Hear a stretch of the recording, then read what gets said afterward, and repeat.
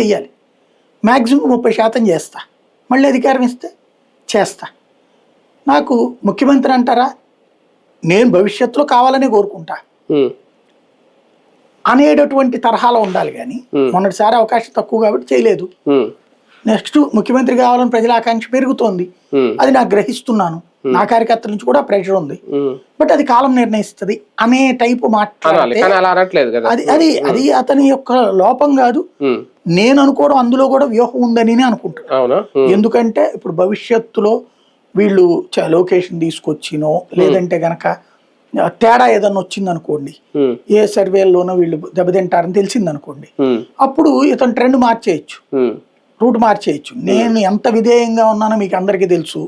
కరెక్ట్గా రేపు పొద్దున ఫర్ ఎగ్జాంపుల్ దెబ్బతింటుంది ప్రభుత్వం అనుకుని ఓట్లలో దెబ్బతింటుంది అనుకున్నప్పుడు రూట్ మార్చేయచ్చు. అప్పుడు జగన్ని దెబ్బ కొట్టాలంటే 2019 ఫార్ములా అమలు చేయొచ్చు.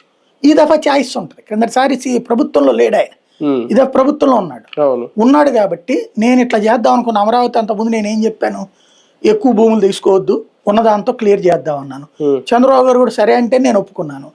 కానీ నాతో కూడా సంప్రదించకుండా ఇంకో 50,000 ఎకరాలు అన్నాడు, ఉన్నోళ్ళ దెబ్బ తినేశాడు. లేకపోతే ఇప్పుడు తీసుకొచ్చి అదేది ఎయిర్పోర్ట్ అంటాడు, ఇంకోటి అంటాడు. విజయవాడ గుంటూరు కలపాలని నేను మొదటి నుంచి చెప్పాను.